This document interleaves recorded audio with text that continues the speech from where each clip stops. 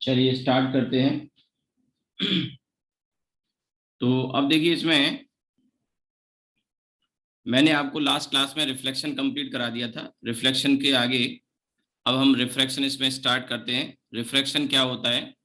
जब कोई वेव, अब यहाँ तो हम लाइट वेव पढ़ रहे हैं, जब इन जनरल भी ट्रू है, साउंड के लिए भी या किसी भी वेव के लिए ट्रू है। जब कोई वेव एक मीडियम से दूसरे मीडियम में जाती है, ठीक है, एक मीडियम से दूसरे मीडियम में जाती है, तो अपने पाथ से डेविएट हो जाती है। ठीक है, यानी कि नॉर्मल जो है बाउंड्री का, उस नॉर्मल के ओर आ जाती है या नॉर्मल से अवे चली जाती है। इसी फिनोमिना को क्या कहते हैं? रिफ्रैक्शन कहते हैं। फिलहाल हम लाइट के केस में पढ़ रहे हैं, तो लाइट के केस में हम ऐसा कह सकते हैं कि जब एक मीडियम से दूसरे मीडियम में लाइट ट्रेवल करती है, तो वो अपने जो पाथ है उससे डेविएट होती है, नॉर्मल से या तो अवे चली जाती है या टुवर्ड्स द नॉर्मल बेंड हो जाती है। This phenomena is called refraction. तो that we are going to start with today. और इसके दो लॉ हैं। जैसे पीछे रिफ्लेक्शन में दो लॉ थे, उसी तरह से रिफ्रैक्शन के भी दो लॉ हैं। तो refraction,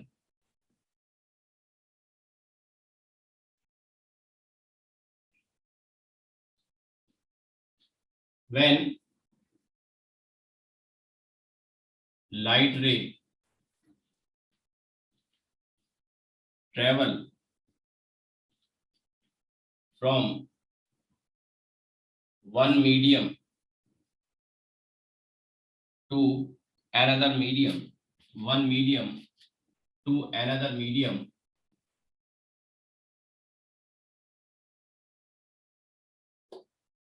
when light ray travel from one medium to another medium, it deviate from its path. This phenomena is called refraction.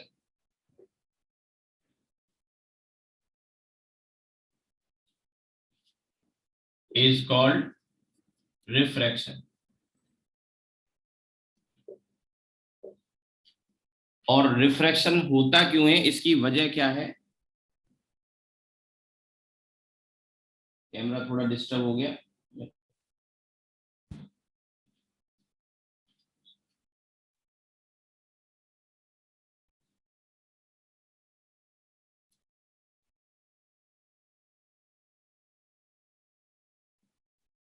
ठीक है, तो जब लाइट रे एक मीडियम से दूसरे मीडियम में जाती है, तो अपने पास से डेविएट हो जाती है। इसी फिनोमिना को क्या बोलते हैं हम? रिफ्रैक्शन कहते हैं। और रिफ्रैक्शन का कारण क्या है? कारण है कि डिफरेंट मीडियम में डिफरेंट डिफरेंट मीडियम में डिफरेंट वेव, या मैं कहूँ डिफरेंट मीडियम में किसी भी वेव की स्पीड डिफरेंट मीडियम में डिफरेंट होती है, ऐसे शॉर्ट में कह सकते हैं। और इसी की वजह से क्या होता है? लाइट डेविएट करती है। अब आपने कहा कि ये भी रीजन समझ में नहीं आया कि स्पीड डिफरेंट होने से डेविएशन का क्या लेना देना। तो इसमें एक फर्मेट प्रिंसिपल है, जो हमारे सिलेबस में तो नहीं है, बट मैं उसके बारे में थोड़ा सा आइडिया आपको देता हूँ। फर्मेट प्रिंसिपल क्या कहता है, हमारे सिलेबस में नहीं है, बट एक्चुअल में इसके पीछे यही कॉन्सेप्ट है कि लाइट हो या कोई भी वेव हो, एक पॉइंट से दूसरे पॉइंट तक, दूसरे मीडियम में दूसरे पॉइंट तक जब ट्रेवल करती है, तो वो पाथ सेलेक्ट करती है जिस पाथ के अलोंग इसको शॉर्टेस्ट टाइम लगे। ध्यान रखना, शॉर्टेस्ट टाइम लगे, ऐसा पाथ सेलेक्ट करती है। ठीक है, तो डिफरेंट स्पीड होने की वजह से एक ऐसा पाथ सेलेक्ट करती है, एक पॉइंट से दूसरे पॉइंट तक जाने में इसको मिनिमम टाइम लगे। ठीक है, तो मैं यहाँ लिख भी देता हूँ, reason of refraction,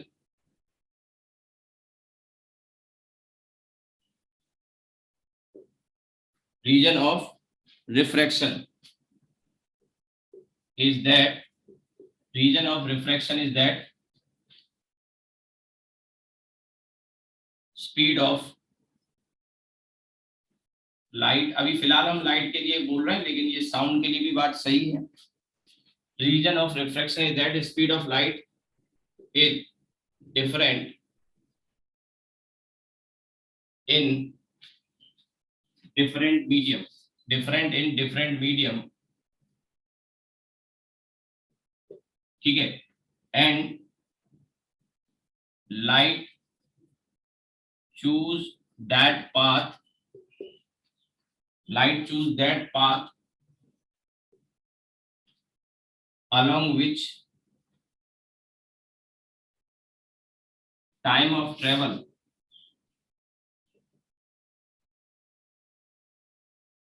time of travel is minimum,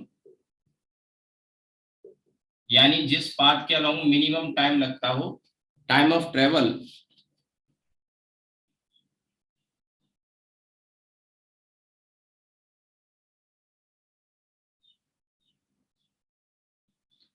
region of refraction is that speed of light is different in different medium, रह गया यहाँ पे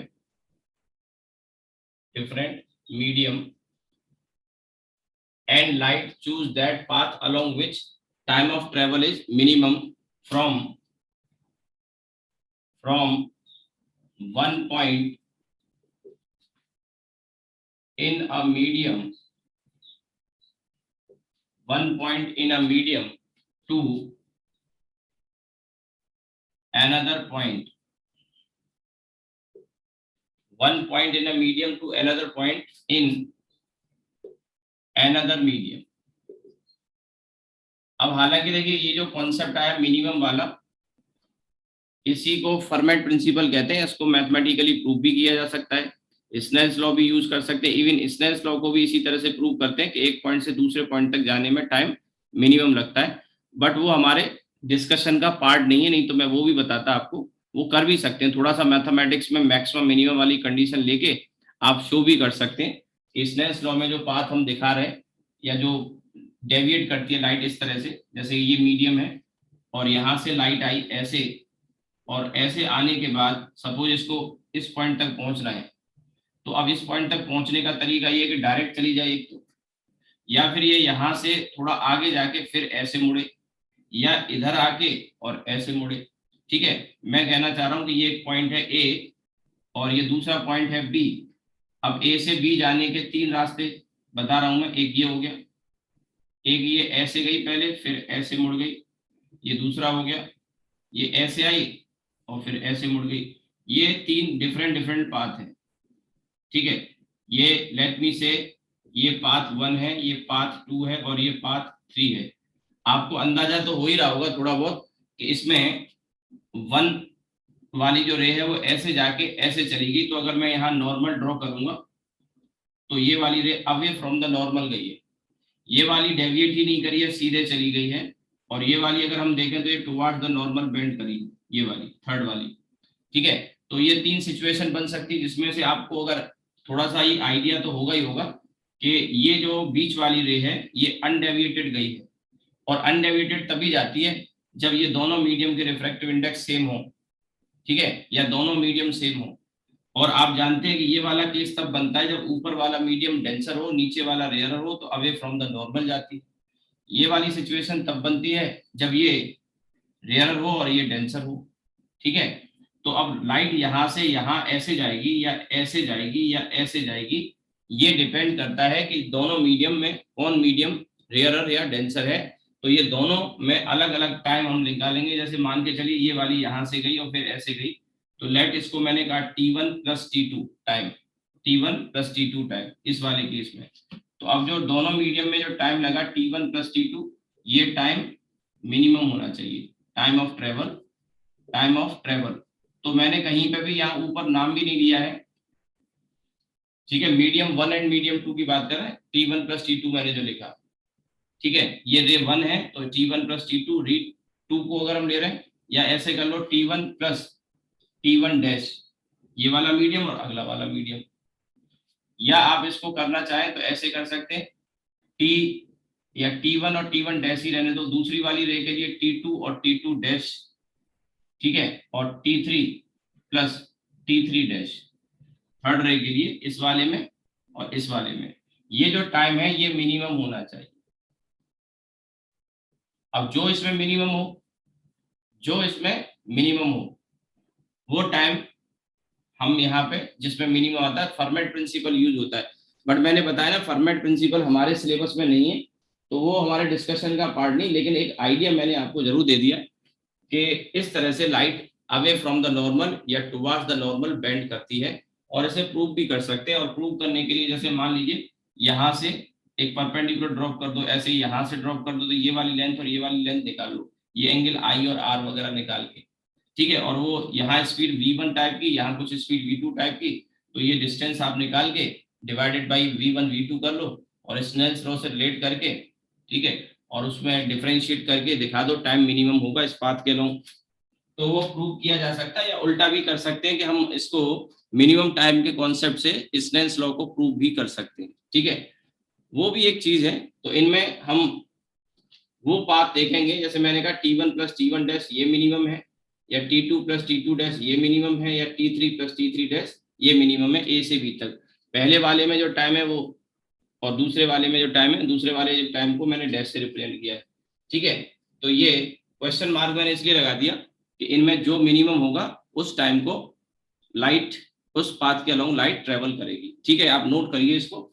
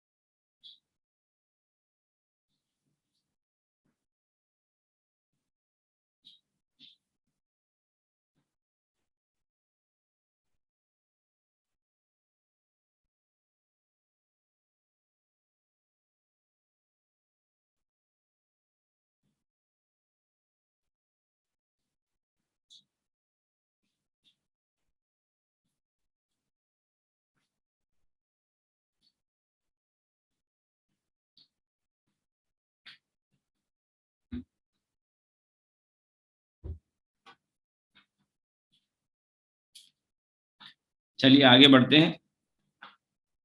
आई होप कि आपने नोट कर लिया होगा। अब देखिए इसमें नॉर्मली दो पॉसिबिलिटी होती है, या तो लाइट रे अवे फ्रॉम द नॉर्मल या फिर टुवर्ड द नॉर्मल बेंड होती है।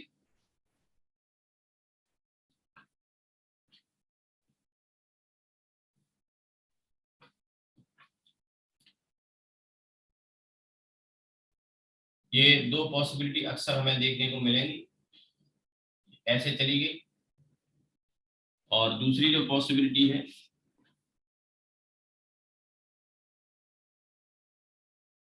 वो ऐसे है, ऐसे चली गई।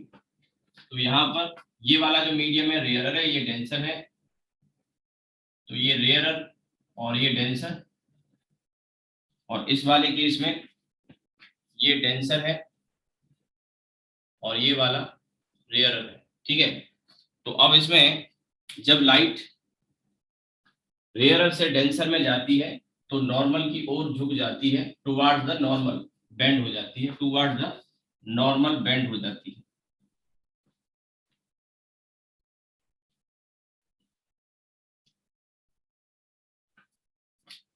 ठीक है, towards the normal bends towards the normal, towards the normal,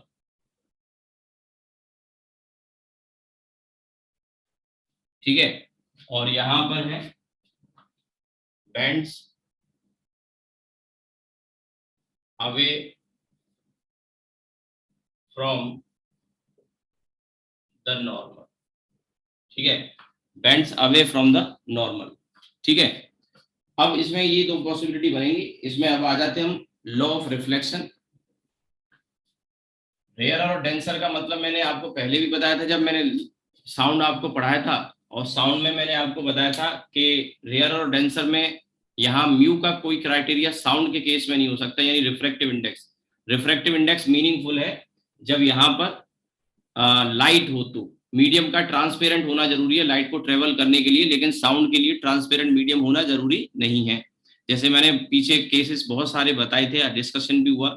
solid में चलती है तो सॉलिड में जैसे स्टील है, तो स्टील तो ट्रांसपेरेंट नहीं है, but still sound can travel in steel.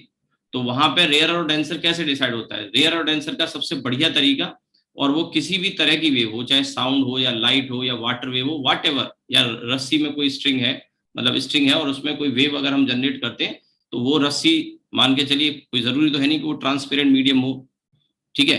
तो उसमें भी वेव अगर ट्रेवल करेगी तो वहां जो वेव, जिस मीडियम में वेव फास्ट चलती है उस मीडियम को हम रेयरर बोलेंगे, और जिसमें स्लो चलती है उसे डेंसर बोलेंगे। यानी जिसमें स्पीड ज्यादा वो रेयर, जिसमें स्पीड कम वो डेंसर। यही बेस्ट तरीका होता है, क्योंकि म्यू की वैल्यू हम जब यहाँ बोलते हैं कि म्यू ज्यादा म्यू कम, तो वो लाइट के लिए तो ठीक है, लेकिन जब मीडियम ऐसा हो साउंड वगैरह के केस में जो ट्रांसपेरेंट ना हो, तो वहां म्यू का कोई मतलब नहीं रह जाता। वहां फिर स्पीड से ही आप रेयर और डेंसर डिसाइड करेंगे। तो यहाँ पे मैं फिलहाल तो लिख रहा हूँ स्पीड, ये v है, स्पीड है, ठीक है, और ये v। तो स्पीड v क्या है यहाँ पे, मोर, और ये क्या है, लेस। और डेंसर इसमें ये जो v है, v लेस है और v मोर, ठीक है। बाकी हम रिफ्रैक्टिव इंडेक्स में भी बात करें तो ये जैसे मान के चलिए म्यू 1 है और लेट मी से ये म्यू 2 है, तो क्लियरली म्यू 2 म्यू 1 से बड़ा है इस केस में। और इसमें भी मैं यहाँ पे ये म्यू 1 कह रहा हूँ इसी को, ऊपर वाले को, और ये सेकंड मीडियम का म्यू 2 कह रहा हूँ। तो म्यू 2 इस केस में फिर छोटा हो गया, म्यू 2 छोटा हो गया, अवे फ्रॉम द नॉर्मल जा रही है, ये अवे फ्रॉम द नॉर्मल जा रही है।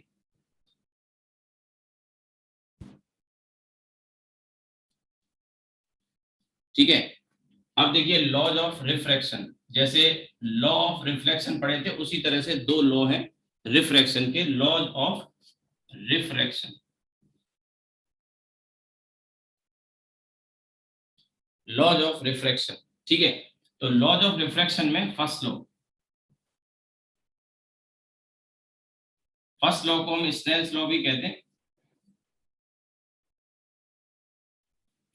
और स्नेल्स लॉ ये बताता है कि जैसे ये एक मीडियम, और सपोज करो ये लाइट ऐसे बेंड हो जाती है, मान लेते हैं कि ये वाला जो मीडियम है म्यू 1 और म्यू 2 में म्यू 2 म्यू 1 से बड़ा है, डेंसर है, इसीलिए ये मुड़ गई। जस्ट एक समझाने के लिए मैंने एक पॉसिबिलिटी ले ली। और इसमें ये वाला जो एंगल है, ये एंगल आपका आई है और ये वाला एंगल आर है, ठीक है। तो स्नेल्स लॉ ये बताता है कि इनके जो म्यू है और जो एंगल है ये आई और आर, वो कैसे रिलेटेड है। तो इसको हम लिखते हैं mu 1 sine i equals to mu 2 sine r.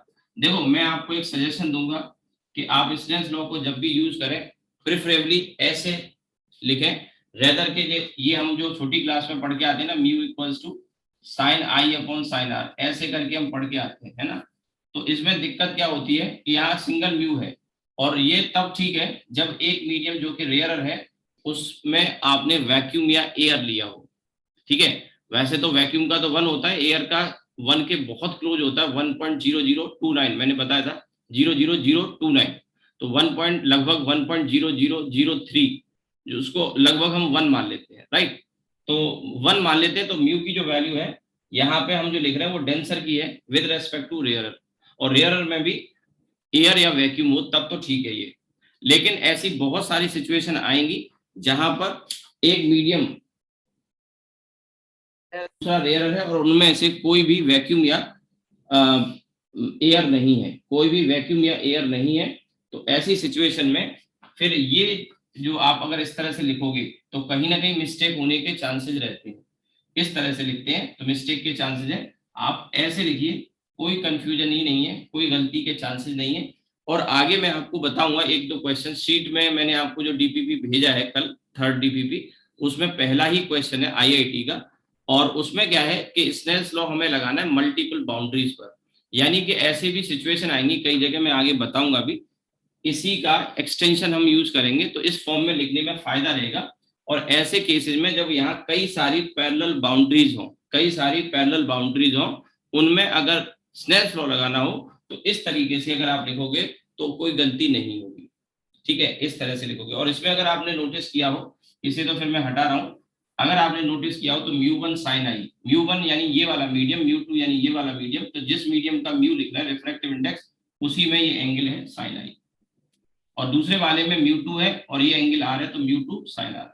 ऐसे ही अगर मान लो आगे एक और मीडियम आ जाता है तो उसमें मीडियम का रिफ्रैक्टिव इंडेक्स म्यू 3 है और वहां एंगल समथिंग मान लो आर डैश टाइप का या कुछ और भी है, तो equal to mu 3 sine r dash, ऐसे करके लिखते जाते हैं, आर 3 इस तरह से लिखते जाते हैं, ठीक है। बात समझ में आई हो? अब देखिए इसके बाद μ1 sin i equals to μ2 sin r। ये कैमरा बार बार डिस्टर्ब हो रहा है, पता नहीं क्या चक्कर है। ठीक है, तो इस तरह से स्नेल्स लॉ को आप लिखने की आदत डालिए। अगर पहले से ऐसे नहीं लिखते रहे तो इसमें गलती का 0 चांस है। ठीक है, फिर फर्दर आप इसको चाहो तो फिर जैसे ये इधर आ गया और इसको आप इधर ले आए तो ये बन जाएगा आपका μ2 upon μ1 equals to sine I upon sine R. ये ऐसे लिख सकते हैं। मैं आपको जो रिकमेंड करूंगा, सजेस्ट करूंगा, जो पहले वाला तरीका है, इस तरीके से आपको लिखना आना चाहिए। इस तरह से आप इसको इक्वेशन को लिखना सीखें। ठीक है, ये आपका फर्स्ट हो गया। अब इसी में क्या होता है, ये फर्स्ट वाला है, इसको हम वेक्टर फॉर्म में भी लिख सकते हैं। वेक्टर फॉर्म में भी लिख सकते हैं। ये बार बार नेटवर्क का पता नहीं क्या इश्यू आ जाएगा।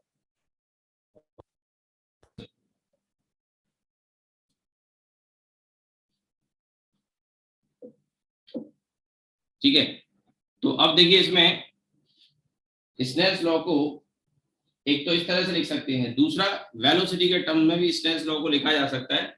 जैसे मान के चलिए इस वाले मीडियम में वेलोसिटी v1 है और इस वाले मीडियम में वेलोसिटी v2 है, तो v1 और v2 के टर्म्स में भी आप इसको लिख सकते हैं। और वो किस तरह से, तो वो यहाँ पे आप देखिए इस तरह से नहीं लिखेंगे, फिर यहाँ पे हम लिखेंगे μ2 μ1 sin i sin r। ठीक है, तो अब इसमें ये आपका μ2 μ1 है, लेकिन यहाँ वेलोसिटी के टर्म्स में अगर लिखेंगे तो ये आता है आपका v1 अपॉन v2। ये वाला जो फॉर्म है ना, ये वाला फॉर्म, ये साउंड में यूज होगा, क्योंकि वहां μ2 μ1 का कोई मतलब नहीं है। साउंड वाले केस में μ2 μ1 का कोई मतलब नहीं है। तो स्नेल्स लॉ मैंने पीछे साउंड पढ़ाया होगा, वहां बताया भी था आपको, साइन आई upon sine r v1 upon v2। अब इसमें आप नोटिस करिए, साइन आई यानी जिस मीडियम में ये एंगल है इंसिडेंस वाला, उसी मीडियम की वेलोसिटी है v1, और साइन आर जिस मीडियम में ये एंगल है r, उसी मीडियम में वेलोसिटी है v2। तो sine I upon sine r equals to v1 upon v2। ठीक है, ये आ जाएगा। तो स्नेल्स लॉ को इस तरह से वेलोसिटी के टर्म्स में भी हम लिख सकते हैं। ठीक है, स्नेल्स लॉ को वेलोसिटी के टर्म्स में भी लिख सकते हैं। बाकी आप आगे चाहो तो इसको फर्दर क्रॉस मल्टीप्लाई जैसे अगर हम कर लें तो ये बन जाएगा μ2 v2 और μ1 v1, यानी यहां से आप ये कह सकते हैं μv कांस्टेंट, और μv कांस्टेंट का मतलब velocity inversely proportional to mu, यानी जिस मीडियम में म्यू की वैल्यू ज्यादा होगी, जिस मीडियम में म्यू की वैल्यू ज्यादा होगी, उस मीडियम में वेलोसिटी कम होगी। तो शॉर्ट में लिख रहा हूं, इतना सब जानते हैं, म्यू मोर वी लेस। ठीक है, तो यहां से आप चाहें तो इस चीज को भी रिलेट कर सकते हैं, यानी मीडियम अगर डेंसर है, म्यू ज्यादा है, डेंसर मीडियम म्यू ज्यादा वेलोसिटी कम। और लिखना चाहें तो आप इसमें लिख सकते हैं डेंसर मीडियम, जिसका मतलब म्यू ज्यादा और वेलोसिटी कम, स्पीड कम हो। ठीक है, तो ये आ गया।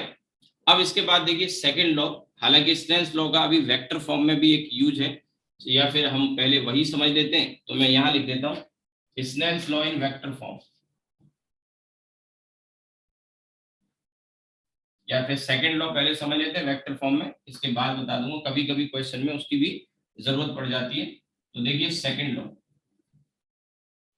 सेकंड लॉ भी पहले जो हमने लॉ ऑफ रिफ्लेक्शन पढ़े उसी तरह का है, और वो ये बताता है कि इंसिडेंट रे, नॉर्मल और रिफ्रैक्टेड रे, ये तीनों एक ही प्लेन में होते हैं। और इसको समझने के लिए यहाँ पे मैं थोड़ा सा फिगर में बना के बताने की कोशिश करता हूँ। उम्मीद करता हूँ शायद आपको समझ में आएगा।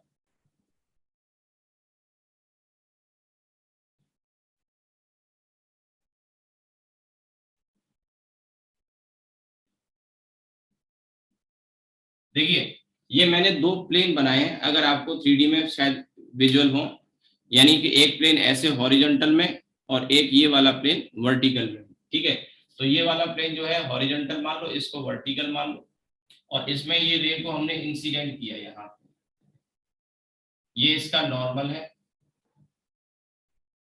और ये रिफ्रैक्ट होके ऐसे चली।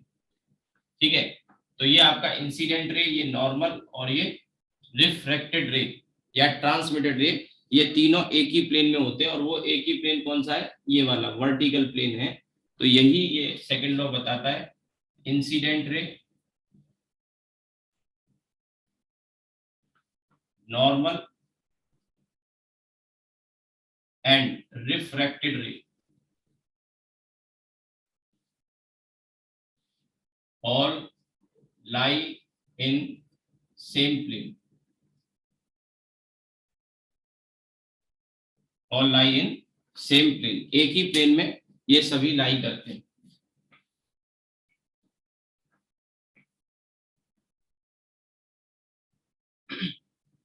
तो अब देखिए इसमें ये आपका इंसिडेंट रे हो गया, ये डॉटेड वाला नॉर्मल हो गया, और ये वाली रे आपकी रिफ्रैक्टेड कह लो या ट्रांसमिटेड कह लो, एक ही बात है, ठीक है। तो ये तीनों एक ही प्लेन में लाई करते हैं, ये आपका एंगल ऑफ इंसिडेंस और ये एंगल ऑफ रिफ्लेक्शन, ठीक है। If i cap, N cap and r cap are unit vector, if I cap, n cap and r cap are unit vector along incident ray, normal and refracted ray respectively, ठीक है, respectively, then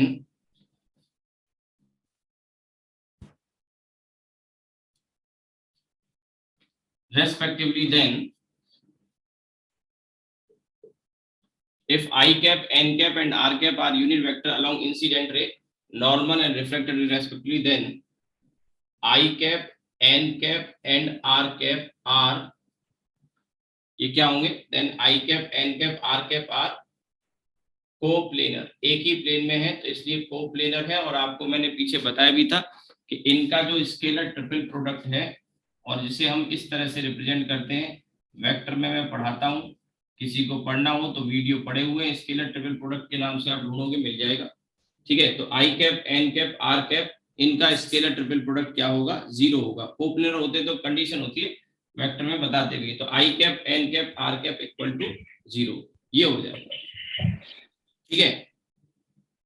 तो इस तरह से ये आपका second law express किया जा सकता है। अब जो फर्स्ट लॉ है, उस फर्स्ट लॉ को हम वेक्टर फॉर्म में भी उसको भी एक्सप्रेस कर सकते हैं, कभी कभी हमें उसकी भी जरूरत पड़ जाती है, ठीक है। तो वो मैं आपको बता रहा हूं, यहाँ पे हम लिखेंगे फर्स्ट लॉ या Snell's law in vector form, Snell's law in vector form.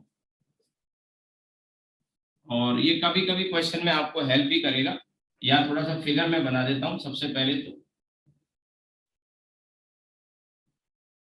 ठीक है। ये आई कैप है, ये एन कैप है और ये आर कैप, ठीक है। ये आई है, ये आर है, ठीक है। तो अब यहाँ पर ये इधर का जो मीडियम है ये μ1 और इधर का जो मीडियम है μ2। अभी हम रेयर और डेंसर की बात नहीं कर रहे, बट हाँ आप यहाँ पे देख सकते हैं कि μ1 μ2 ये जो है दोनों को देख के और ये रे के उसको देख के आप बता सकते हैं कि कौन रेयर है, कौन रेयर है, कौन डेंसर है, ये आप बता सकते हैं, ठीक है। तो अब इसमें देखिए μ1 μ2, इसको हम लिखेंगे वेक्टर फॉर्म में, और ये है आपका μ1 आई कैप क्रॉस एन कैप। आई कैप ये यूनिट वेक्टर है, इस आई से रिलेट मत करना, ये इंसिडेंट रे के अलोंग यूनिट वेक्टर है, कैप लिखा हुआ है, यहाँ पे कैप है और ये भी कैप है। तो I cap cross N cap, और आगे हम देखेंगे कि इससे किस तरह से स्नेल्स लॉ का फॉर्म आ जाएगा, equals to μ2 R cap cross N cap. ये जो फॉर्म आया है इसका हम यूज कर सकते हैं कभी कभी क्वेश्चन में, एक दो क्वेश्चन आए भी है शीट में, शायद मैंने रखा है, जेई मेन में भी एक क्वेश्चन आ चुका है एक बार, ये रिफ्रैक्टेड रे की इक्वेशन पूछ लेता है कई बार, आईआईटी एडवांस में भी आ चुका है, हालांकि मेडिकल में नहीं आया कोई क्वेश्चन ऐसा, लेकिन ये जेई मेन में एक बार क्वेश्चन आ चुका है, और एक बार आईआईटी एडवांस में भी आ चुका है कि आपसे रिफ्रैक्टेड रे की इक्वेशन वगैरह पूछ ले। या कई बार क्या होता है, ये इक्वेशन दोनों गिवन होती हैं, आई दिया होगा और ये μ1 μ2 देगा, आर पूछ लेगा। इस तरह की कभी कभी पॉसिबिलिटी होती है। ठीक है, तो इनमें ये क्वेश्चन आपको मिल जाएंगे।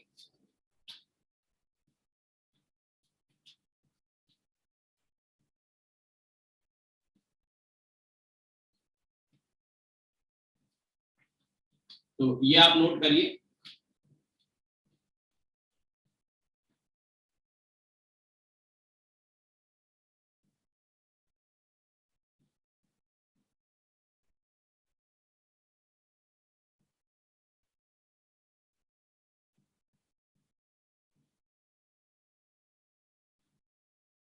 ठीक है, तो अब इसके बाद देखिए,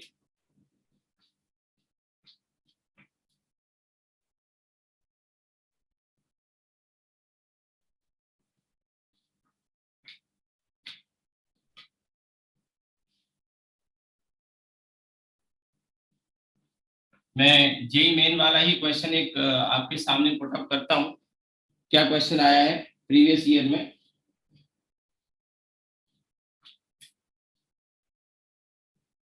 ये एक मीडियम है, इसका जो रिफ्रैक्टिव इंडेक्स है वो √2 दिया है। ये दूसरा मीडियम है μ2, वो वैल्यू √3 दे रखी है।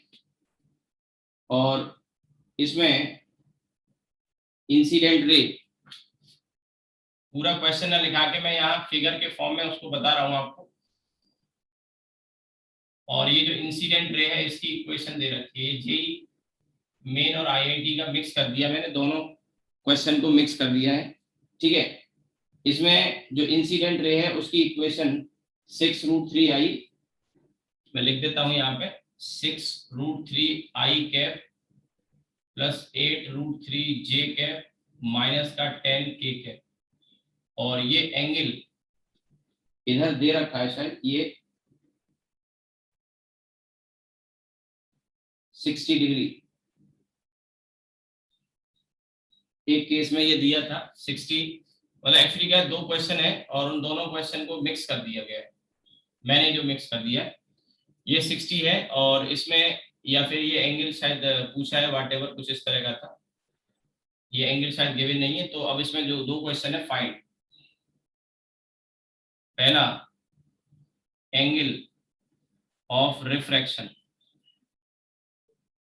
एंगल ऑफ रिफ्रैक्शन, ठीक है, और यानी कि आर फाइंड करना है। और जो दूसरा है unit vector along, unit vector along refracted रे, यूनिट वेक्टर अलोंग,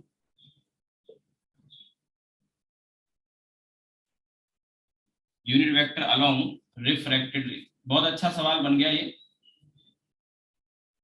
ठीक है, तो देखिए थोड़ा सा मैं यहाँ पे आइडिया आपको दूंगा।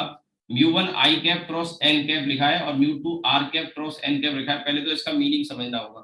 अब जैसे μ1 है, यहाँ तो कोई दिक्कत है नहीं, μ1 लिखा हुआ है। ये i cap cross n cap जब हम लिखते हैं ना, यहाँ हम गलती करते हैं और बिल्कुल भी ध्यान नहीं रहता या हमें पता ही नहीं होता कि वेक्टर के बीच में कैसे एंगल निकालते हैं। कुछ बच्चों को पता है, ध्यान रहेगा, कुछ नेग्लिजेंस करेंगे, उसको ध्यान नहीं देंगे, लापरवाही कर देंगे। और कुछ को तो बेचारे पता ही नहीं होता कि एंगल क्या होता है। कुछ लोग अभी भी आई कैप और एन कैप के बीच में एंगल आई को ही मान के चलेंगे, तो उनको तो भैया वेक्टर पढ़ने की जरूरत है।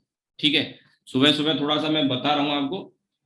हो सकता है किसी बच्चे को अच्छी ना लगे ये बात, लेकिन यकीन मानिए वेक्टर में अगर ये चीजें नहीं आती है तो आगे दिक्कत है।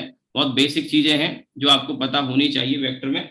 और ये देखिए, ये जो इंसिडेंट रे है, इसके अलोंग यूनिट वेक्टर लिया है, तो इसका डायरेक्शन ये है और नॉर्मल का डायरेक्शन ये है। तो दोनों के बीच में जब एंगल हम कैलकुलेट करेंगे, यहाँ समझो, अगर ये चीजें नहीं आती तो बहुत बड़ी गलती करोगे आप। ये नॉर्मल का डायरेक्शन ये है और इंसिडेंट रे का डायरेक्शन ये है, तो दोनों के डायरेक्शन के बीच में एंगल होता है। तो एक्चुअली ये एंगल जो आएगा वो आई कैप और एन कैप के बीच में होगा। यानी ये एंगल अगर आई है तो हमारा जो रिक्वायर्ड एंगल है वो 180 माइनस आई होगा। ठीक है, तो अब जब अगर आप इसको सॉल्व करते हो, यहाँ समझ लो क्योंकि आगे काम आ जाएगा। तो ये μ1 और ये यूनिट वेक्टर है, क्रॉस प्रोडक्ट में तो आप a क्रॉस b को जानते हैं, a b साइन थीटा।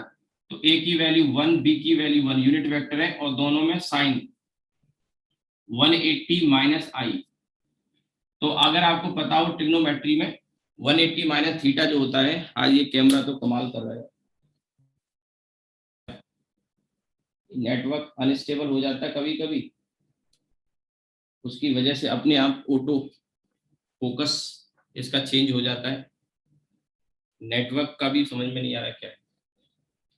खैर देखिए, anyway μ1 equals to 1 into 1 sin 180 minus I, sine 180 minus I, और साइन 180 माइनस आई होता है sine I, cos 180 minus I होता है, या cos 180 minus theta is minus cos theta, और sin 180 minus theta is sin theta, तो ये value sin आई आ जाएगी। लेकिन वैल्यू आपने कहा क्या फर्क पड़ा, ये फर्क तो पड़ता है, जब आप चीजें प्रॉपर लिखोगे तभी सही आंसर आते हैं। आपका भले ही ये आप sin आई लिख दो, मैच कर गया, ठीक है, लेकिन सही तरीका नहीं है, एंगल एक्चुअल में जो होता है वो आपको जानना होगा। तो sin 180 minus I is actually sin आई, तो इधर तो आ जाएगा आपका ये μ1 sin आई।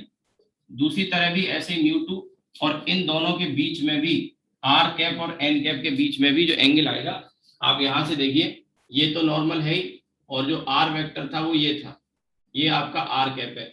तो ध्यान से देखो, n कैप हमारा ये है, n कैप हमारा ये क्वेश्चन में काम आएगा इस वाले में, इसलिए मैं बता रहा हूँ। तो इस वाले में डायरेक्शन ऐसे है और इसका डायरेक्शन ऐसे, तो दोनों के बीच में ये एंगल r नहीं होगा, बल्कि ये वाला एंगल होगा, ध्यान से देखना, ये एंगल होगा। तो ये अगर r है तो ये फिर एंगल आपका 180 माइनस r होगा। तो सेम यहाँ पर 1 into 1 into sine 180 minus r, तो ये आ जाएगा μ2 sin r, क्योंकि sine 180 minus theta is sine theta, पहले भी कई बार मैं आपको बता चुका हूं, ठीक है। तो ये जो जानकारी मैंने अभी यहाँ ऐड करी है, इंफॉर्मेशन, वो इस क्वेश्चन को सॉल्व करने में काम आने वाली है। बहुत ही अच्छा सवाल है। इसमें एक्चुअली क्या है, एक पहला वाला जो पार्ट है ना, फर्स्ट वाला, ये जेई मेन में आया है, और जो सेकंड वाला पार्ट है ये एडवांस में आया। मैंने क्या किया, दोनों क्वेश्चन फ्यूज करके सिंगल में बना दिए हैं। बहुत ही बढ़िया क्वेश्चन है। रिफ्रैक्शन की शुरुआत आप सोचिए, हम एक आईआईटी के और बहुत अच्छे क्वेश्चन से कर रहे हैं, ठीक है। और अभी हालांकि इसमें थ्योरी का पार्ट तो अभी बाकी है, हम डिस्कस करेंगे, काफी सारी चीजें हैं, रिफ्रैक्शन बड़ा टॉपिक है, प्लेन सरफेस में भी टाइम लगेगा, फिर कर्व सरफेस आएगा, फिर लेंस आएगा, उसके बाद हम प्रिज्म पढ़ेंगे, ठीक है। तो देखिए, हम ये इस क्वेश्चन को करेंगे। सबसे पहले तो एंगल ऑफ रिफ्रैक्शन अगर हमें चाहिए, आर की वैल्यू चाहिए, तो क्वेश्चन में हमारे पास आई नहीं है, ठीक है, आई नहीं है, ये μ2 और ये वैल्यू है, तो आई को हम चाहें तो यहाँ से रिलेट करके निकाला जा सकता है, क्योंकि एक ये पता है और एक ये पता है, तो ये एंगल अगर निकल आया तो स्नेल्स लॉ लगा के आर निकल आएगा। मेरी बात शायद आपको समझ में आ रही होगी, ठीक है। तो अब पहले आप ये नोट कर लो, उसके बाद मैं आगे सॉल्व करता हूँ, क्योंकि बोर्ड पर जगह चाहिए मुझे।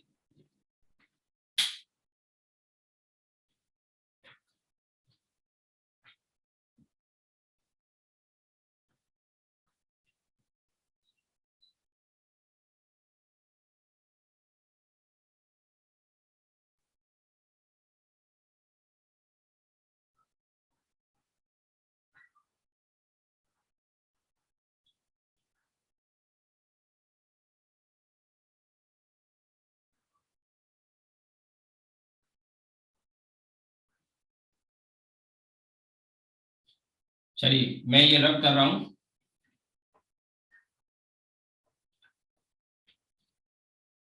अब देखिए, हमको सबसे पहले एंगल आर तो तब मिलेगा, ये डेंसर मीडियम इतना तो दिख ही रहा है, तो रे ऐसे मुड़ जाएगी, तो ये आर होगा। ये आई अगर पता लग जाए तो आर निकल आएगा, ठीक है।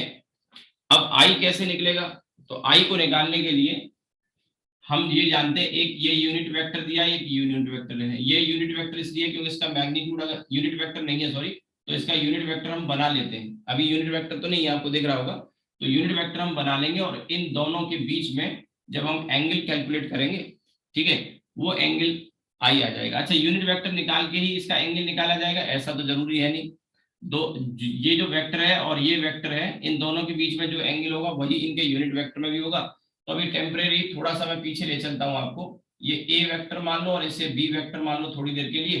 तो आपको याद होगा कि ए और बी के बीच में एंगल अगर हमें निकालना हो तो वेक्टर में पढ़ते हैं a dot b upon a b. I hope कि ये बात आपको पता हो। तो ए डॉट बी जब आप करेंगे तो के कैप है इसका, और इसके साथ जब डॉट प्रोडक्ट लेंगे तो केवल यही आएगा। आप जानते हैं कि आई का आई के संग डॉट प्रोडक्ट होता है, जे का जे के संग और के का के के संग, बाकी किसी के साथ करो तो 0 मिलता है। तो हम के का के संग कर लेते हैं, तो माइनस का 10 तो यहाँ आ जाएगा, और नीचे ए का मैग्नीट्यूड यानी इसका और बी का मैग्नीट्यूड, तो बी का मैग्नीट्यूड यूनिट वेक्टर 1 आ जाएगा। इसका मैग्नीट्यूड निकालने का मतलब इसका स्क्वायर और इसका स्क्वायर करेंगे, तो आप देख लो, इसका स्क्वायर करेंगे 36 और 3 108, ये हो जाएगा 64 इंटू 3 और ये 100 आ जाएगा। ये सब आप सॉल्व करके निकालोगे तो अंडर रूट में 400 आएगा, आप देख लेना।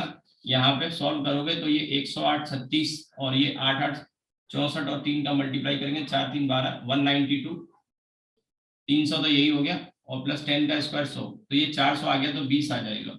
तो ये आपका 20 आ गया यहाँ तक इंटू 1, तो माइनस का हाफ आया, ध्यान रहे। तो ध्यान देना, cos थीटा माइनस का हाफ आया है, तो थीटा की वैल्यू आप जानते हैं 120 डिग्री।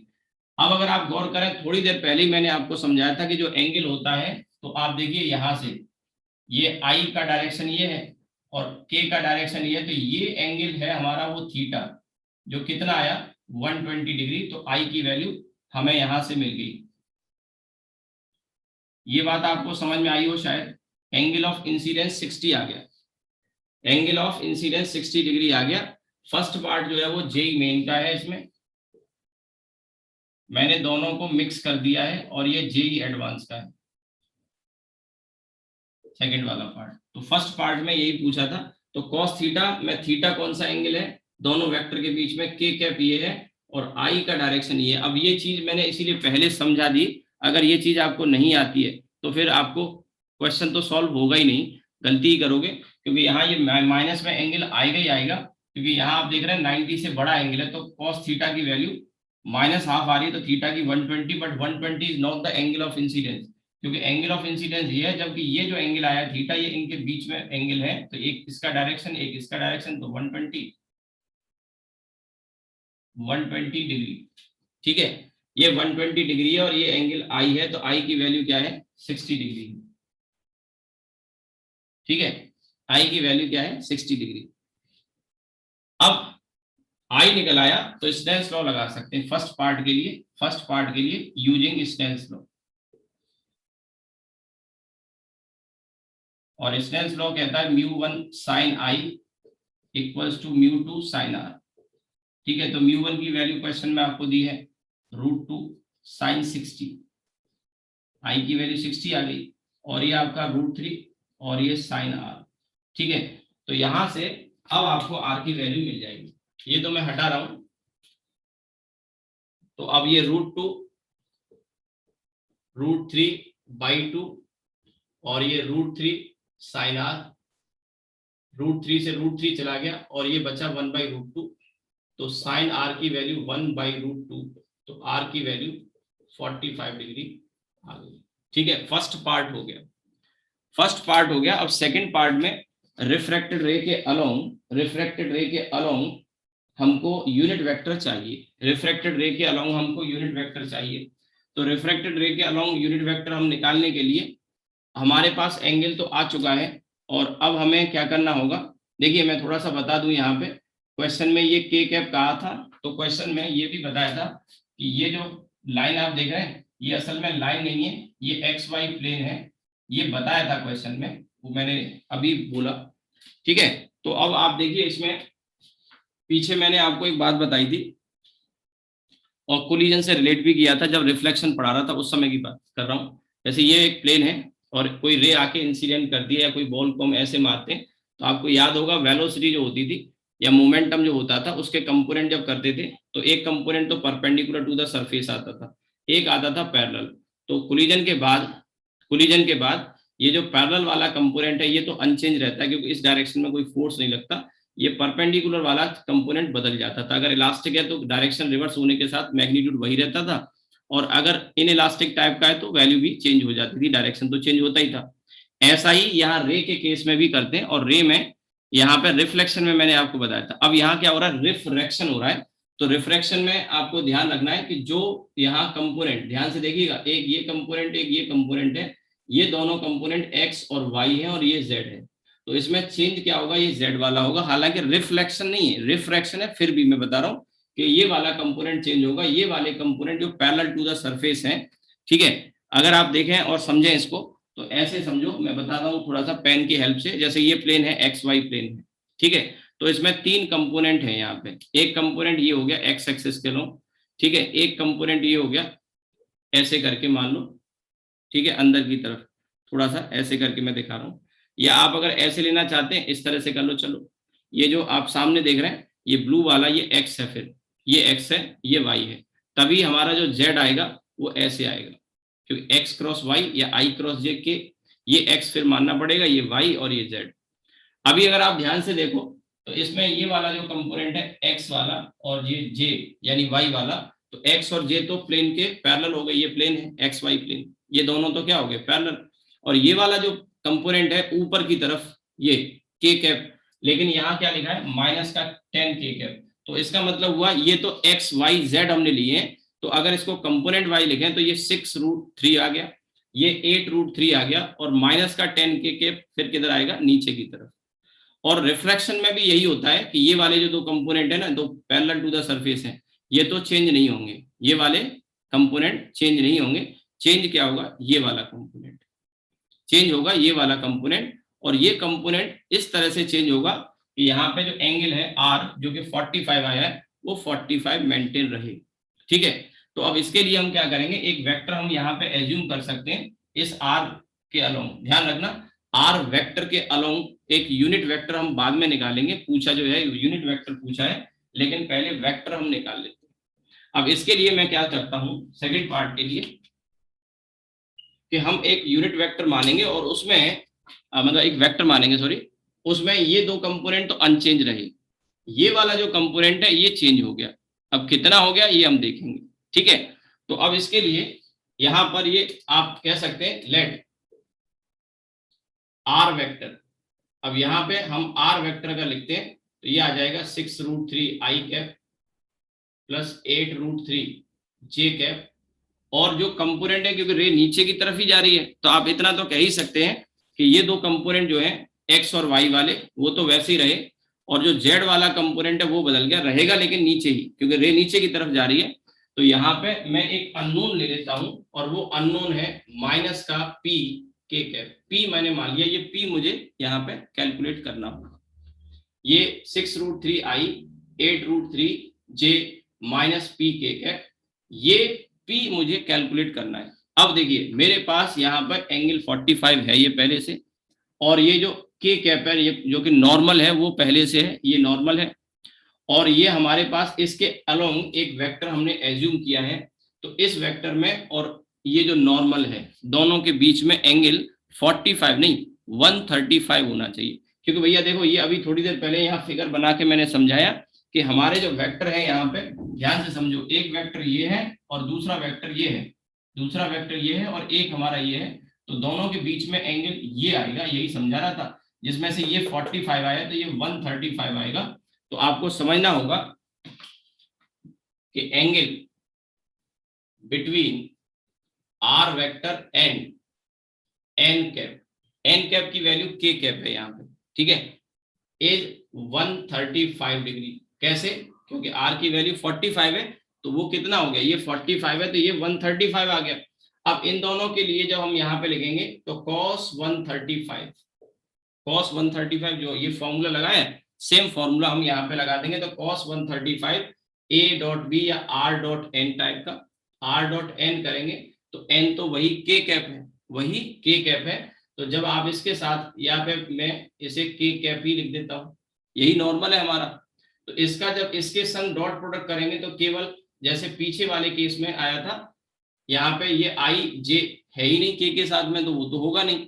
इसके साथ करेंगे तो माइनस का पी और नीचे इसका मैग्नीट्यूड आ जाएगा और के यूनिट वेक्टर इसका आ जाएगा। तो नीचे जो मैग्नीट्यूड आएगा ये आ जाएगा आपका, यहाँ से देखिए 6√3 8√3, यहाँ से देखो दोनों की वैल्यू 300 हो गई थी, तो ये 300 तो यही हो गया।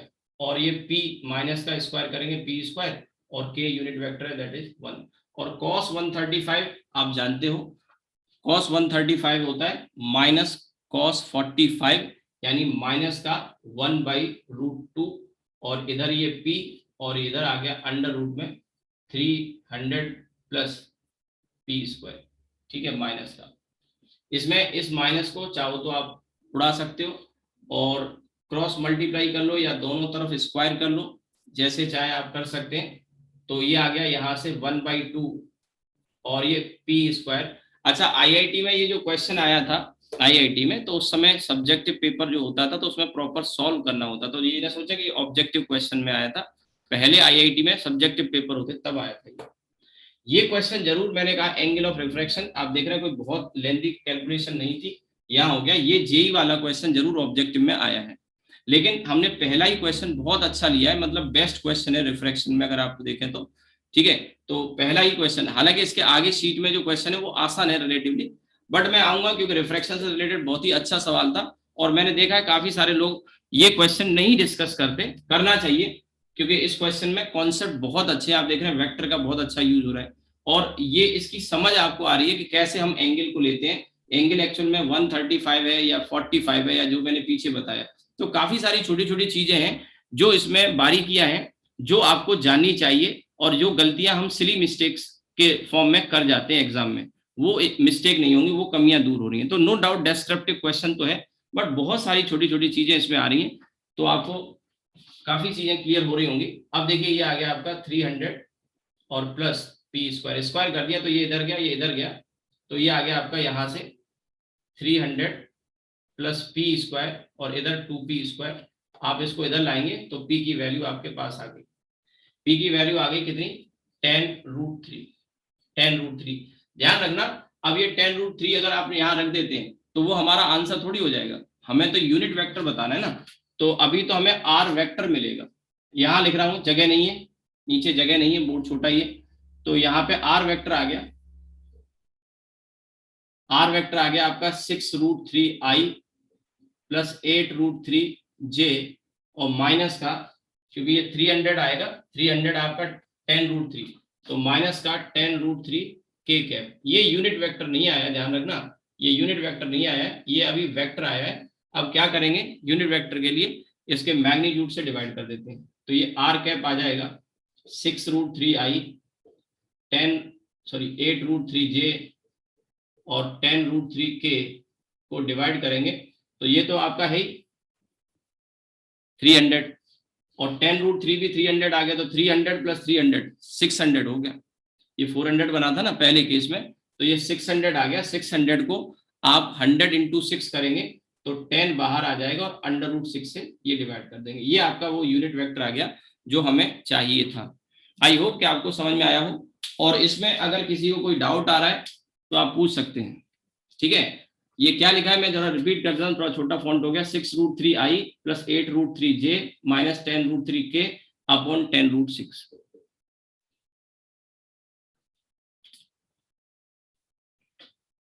कर लो इसको।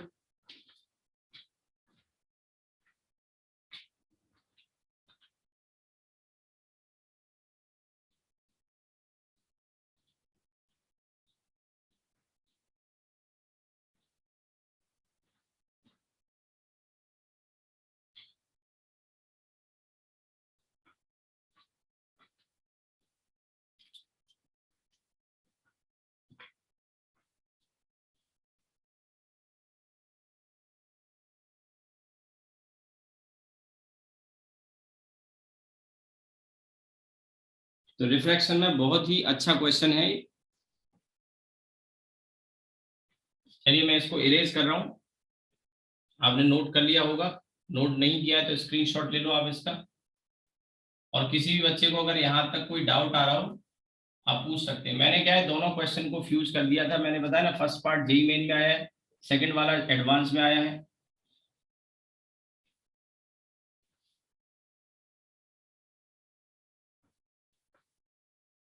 एक और ये रिफ्रैक्टेड रे निकालने का एक शॉर्ट फॉर्मूला भी होता है, बट वो फॉर्मूला आपको सूट करेगा नहीं, बताने को मैं बता भी सकता हूँ, डायरेक्ट आप उसको लिख सकते हैं, बट होता क्या है कि कहीं ना कहीं कंफ्यूज हो जाएंगे या फॉर्मूला भूल जाएंगे। तो बेहतर है किस तरह से आप इसको निकालें, नहीं तो शॉर्ट तरीका भी है इसका, एक फॉर्मूला टाइप का है, वो फॉर्मूला भी आप यूज कर सकते हैं, हो सकता है किताबों में आपको मिल भी जाएगा। चलिए हम आगे आते हैं। अब इसमें refraction at multiple parallel medium, ठीक है। तो refraction at multiple parallel boundaries. Parallel boundaries.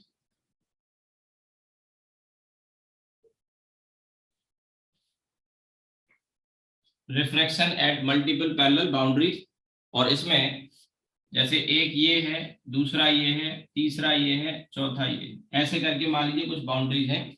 यहाँ का रिफ्रैक्टिव इंडेक्स है μ1, यहाँ का है μ2, यहाँ का μ3, यहाँ का μ4 और यहाँ का μ5, ऐसे मान लीजिए।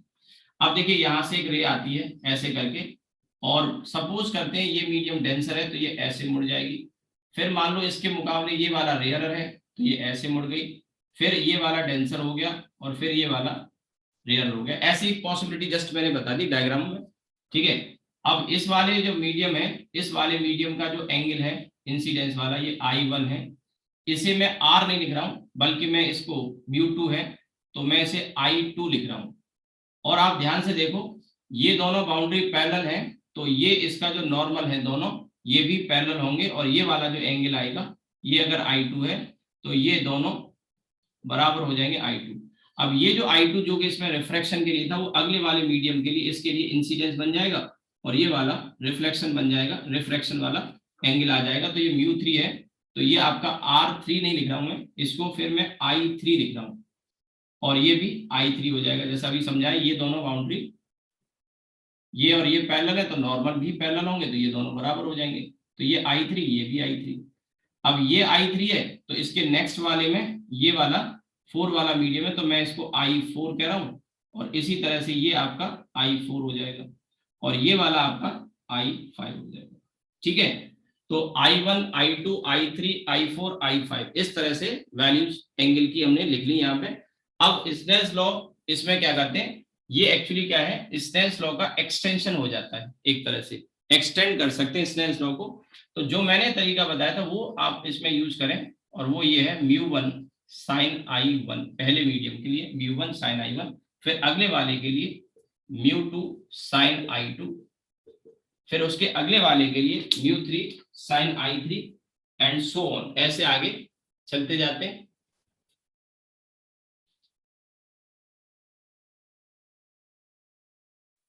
कितने भी मीडियम हो अगर, बट कंडीशन यहाँ पे ये है कि इनकी बाउंड्री पैरेलल होना जरूरी है। आप अगर पैरेलल बाउंड्री नहीं है और फिर आप ये एक्सटेंशन वाला फॉर्मूला लगा रहे हैं तो उसमें गलती करेंगे। फिर आप μ3 sin I3, μ4 sin I4 और μ5 sin I5 इस तरह से लिख सकते हैं, चाहे जितने मीडियम हो। बस कंडीशन ये है कि boundary have to be parallel, boundaries have to be parallel, parallel होना जरूरी है। अगर पैरेलल नहीं है, पैरेलल नहीं है, μ1 sin I1, μ2 sin I2, μ3 sin I3, μ4 sin I4 और μ5 sin I5 इस तरह की ये बाउंड्री है। तो ये बाउंड्री सारी क्या है, पैरेलल है।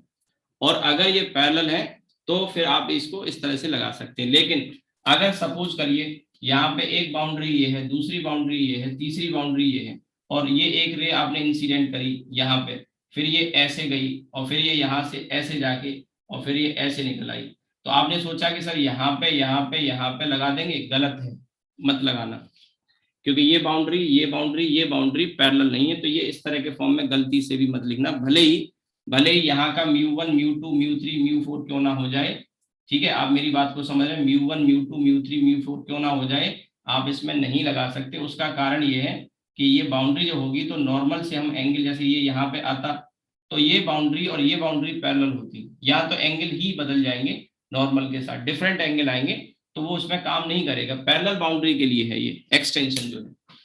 तो इसमें अगर आपको लगाना हो, फिर आपने कहा फिर क्या करें, आप इस बाउंड्री पे स्नेल्स लॉ लगा लो, फिर इसके बाद में ये जो एंगल आप फाइंड कर लो, उस एंगल से ये वाला एंगल पता लग जाएगा और आपको चाहिए इधर वाला एंगल। यही तो गलती होगी ना इसमें, क्योंकि हमें जो एंगल यहाँ अगर पैरेलल में लगाएंगे तो ये चाहिए, जबकि आप इस बाउंड्री पे जब स्नेल्स लॉ लगाओगे तो ये एंगल ऑफ इंसिडेंस बनेगा, तो फिर ये एंगल ऑफ इंसिडेंस हो जाएगा, ये एंगल ऑफ रिफ्रैक्शन हो जाएगा। तो यहाँ अलग लगा लो, फिर यहाँ अलग लगाओगे, यहाँ अलग लगाओगे, ऐसे करके आपको अलग अलग स्नेल्स लॉ हर बाउंड्री पे लगाना होगा। स्नेल्स लॉ किसी भी बाउंड्री पे लगा सकते हैं, और इसके लिए बाउंड्री का प्लेन होना जरूरी नहीं। कई बच्चों को ये भी लगता है कि स्नेल्स लॉ तो प्लेन बाउंड्री पे लगता है, ऐसा नहीं है। ये इस तरह का भी सरफेस है, यहाँ पे अगर नॉर्मल आप ड्रॉ कर देते हैं, ये रे अगर ऐसे आ रही है और ऐसे अगर बेंड हो गई, ये अगर नॉर्मल है तो ऐसे बेंड होती है, तो आप स्नेल्स लॉ यहाँ भी लगा सकते हो, क्योंकि जिस पॉइंट पे ये इंसिडेंट होती है वो पॉइंट एक पॉइंट होगा, और वहां भले ही कर्व सरफेस है उसको नियरली फ्लैट मान सकते हैं हम, ठीक है। तो ऐसी कर्व बाउंड्री पे भी स्नेल्स लॉ आप लगा सकते हो, ठीक है। अब ये जो कॉन्सेप्ट मैंने अभी बताया आपको, इस कॉन्सेप्ट को लेके पहला ही क्वेश्चन आपको शीट में दिया गया है, फर्स्ट क्वेश्चन शीट में इसी कॉन्सेप्ट पे दे रखा है, ठीक है। अब हम बढ़ते हैं इसके बाद आगे, और ये क्वेश्चन मैं आपको दिखा देता हूं, आप कर लोगे मेरे ख्याल से। इसको मिनिमाइज कर देता हूं। डीपीपी मैंने आपको डीपीपी भेज दिया था शायद मैंने आपको कल।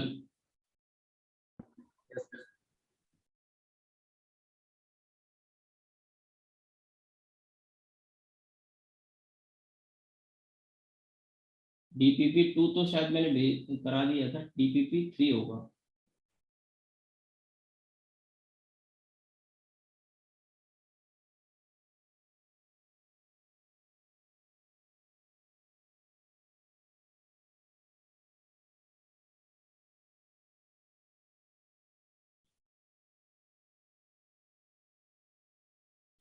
ये देखिए, ये पहला वाला जो क्वेश्चन है, ये इसी कॉन्सेप्ट पर बेस्ड है। इसमें कह रहा है इफ रे पी इज पैरेलल टू रे डी, डी वाली रे के पीए वाली रे पैरेलल है, तो इसमें रिफ्रैक्टिव इंडेक्स कैसे रिलेटेड होंगे।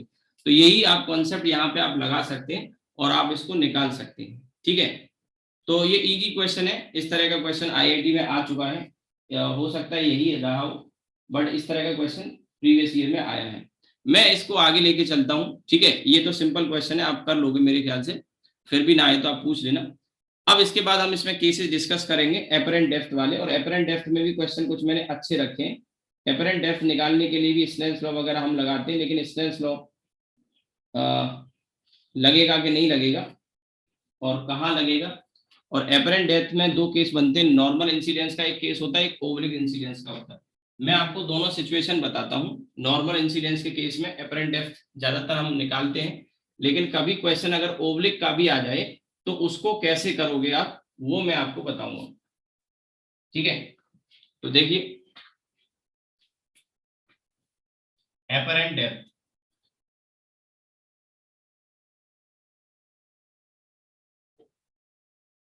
एपरेंट डेप्थ में जो मैं आपको केस बताने जा रहा हूं, वो दो केस बताऊंगा। पहले सिंपल वाला केस समझ लेते हैं। एपरेंट डेप्थ में हम नॉर्मल इंसिडेंस का केस समझ रहे हैं पहले। जब क्वेश्चन में नॉर्मल इंसिडेंस बोला जाए तो इसका मतलब क्या होता है।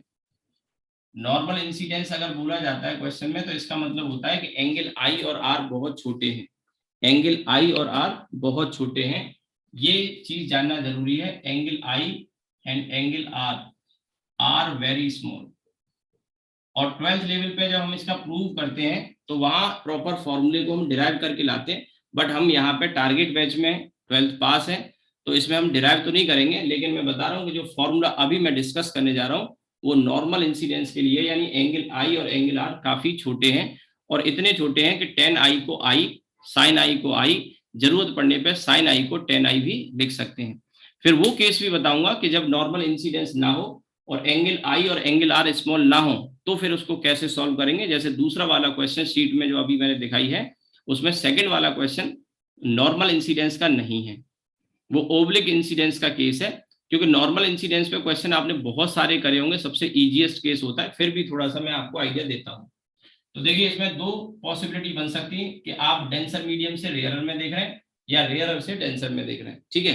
तो हम एक पॉसिबिलिटी लेके चलते हैं, मान के चलिए ये रेयरर मीडियम है और ये इधर वाला डेंसर मीडियम है, और हम यहां से देख रहे हैं, ठीक है। ये कोई ऑब्जेक्ट है यहाँ पे ओ, और इधर से हम देख रहे हैं ये आई है,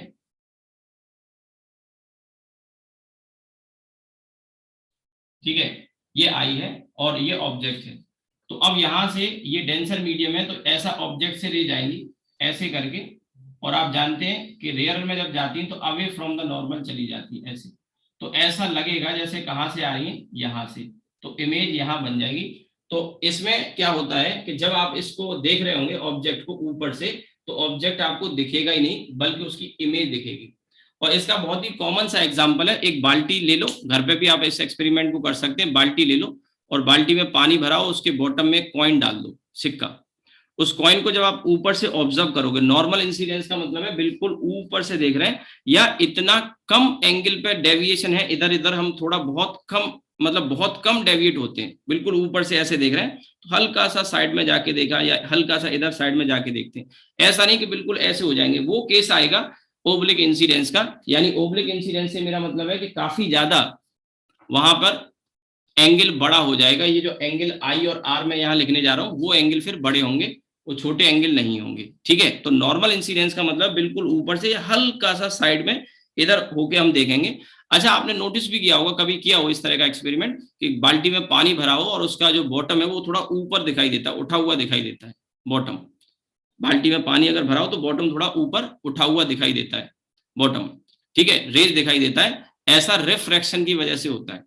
और ये तब है उठा हुआ जब हम रेयरर से देख रहे हैं डेंसर में। उल्टा भी हो सकता है कि आप डेंसर में हो और देख रेयरर में रहे हो। जैसे आप स्विमिंग पूल में हैं और स्विमिंग पूल में पानी है, तो पानी में से आप देख रहे हैं बाहर की तरफ हवा में, तो नीचे आ गए आप, ऊपर हवा में देख रहे हैं, कोई बर्ड वगैरह फ्लाई कर रही है, कोई चिड़िया उड़ रही है, तो आप उसको पानी के अंदर से देख रहे हैं।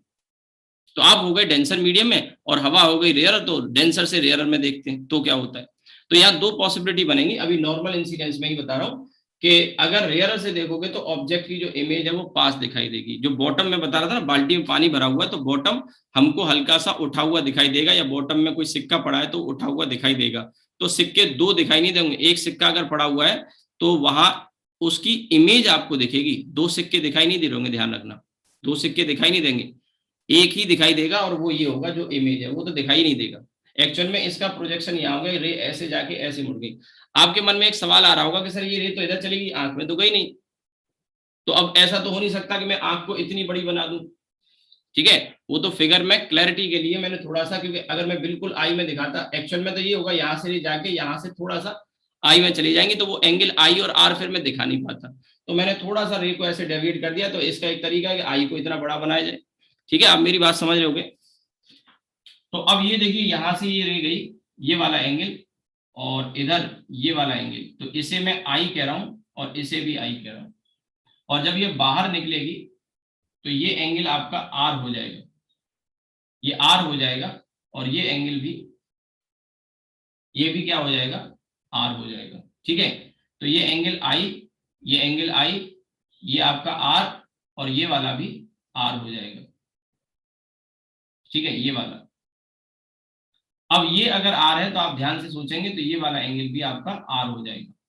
तो सिंपल फिर स्नेल्स लॉ हम जब लगाते हैं तो इसमें स्नेल्स लॉ में टेन आई टेन आर लेके ये वाला, यानी कि जैसे टेन आर की वैल्यू लिखूंगा तो दिस अपॉन दिस आ जाएगा, ऐसे ही टेन आई की वैल्यू लिखूंगा तो दिस अपॉन दिस आ जाएगा। एंगल छोटे हैं तो टेन आई को साइन आई और टेन आर को साइन आर लिख के स्नेल्स लॉ लगा देते हैं, तो हमारा फॉर्मूला आ जाता है। फिलहाल तो हम यहाँ पे रेयर मीडियम के लिए म्यू वन और डेंसर के लिए मान लो म्यू टू हम ले लेते हैं, या इसको आप म्यू आर कह लो और इसे हम म्यू डी कह लेते हैं, डेंसर के लिए डी, ठीक है।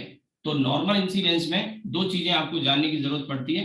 एक तो ये एपरेंट डेप्थ कहते हैं इसको, एपरेंट डेप्थ यानी कहाँ नजर आ रहा है, एक्चुअल में तो ये है। तो ये वाली जो डेप्थ है इसे मैं एक्स कह रहा हूं, और ये वाली जो डेप्थ है इसे मैं एक्स डैश कह रहा हूं। तो जो एपरेंट डेप्थ है